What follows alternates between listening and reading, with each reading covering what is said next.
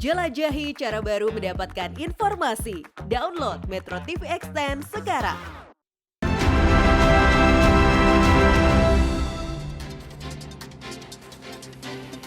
Baik, pemirsa, kita lanjutkan diskusi malam hari ini.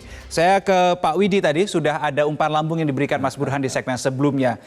Ini pemimpin negara ini harus memberikan teladan, tapi juga nggak boleh menggurui, sok menggurui. Ini kan susah ya Pak Widi, ini kemudian jalan tengahnya bagaimana ini?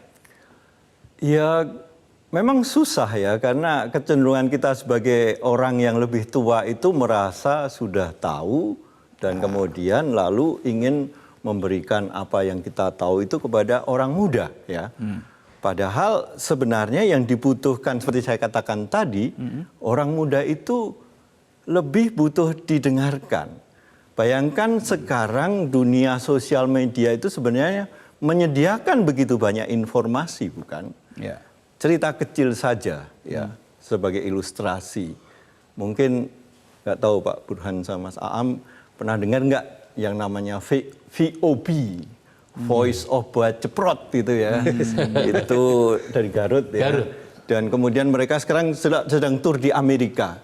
Kisah mereka itu menarik 3 hijaber yang bermain metal dan diakui di seluruh dunia. Betul. Mereka dari SMP melakukan itu. Dan apa kuncinya bisa seperti itu mereka? Karena mereka punya guru yang namanya Abah Ersa.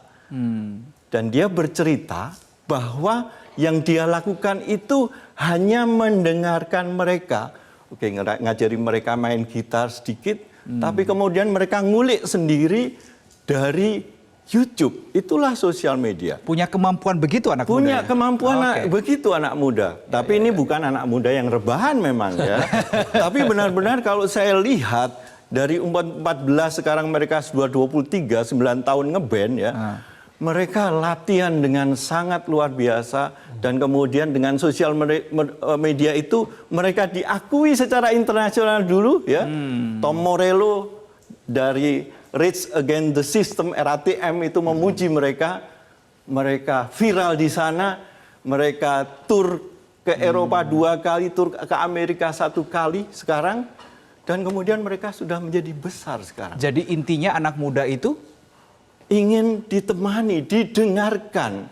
Dan kemudian kalau kita menjadi teman, justru kalau teman kita dengan teman sendiri kita dikritikan, kita nggak merasa tersinggung. Betul. Kalau guru kita yang ngomong, apa reaksi kita? Resisten. Baik. Itu sih salah satu tips yang saya berikan, Pak. Baik, saya ke Mas Aam. Mungkin Mas Aam ini kan ada di Komisi 10 DPR RI, maka saya harus berbicara konteksnya adalah pemerintahan, Mas Aam ya. Di Indonesia ini kan ada Kementerian Pemuda dan Olahraga. Betul. Tapi stigma yang saya dapatkan, Kemenpora ini fokusnya di olahraga aja, Mas.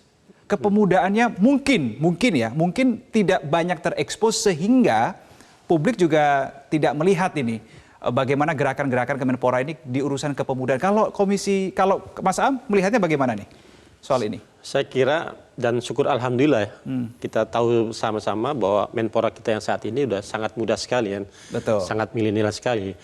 Dan insya Allah apa yang menjadi gagasan dia, beberapa kali kami di Komisi 10 sudah rapat kerja dengan dia, itu visi misinya sudah sangat tidak seperti apa yang kata Mas Reno bilang ya.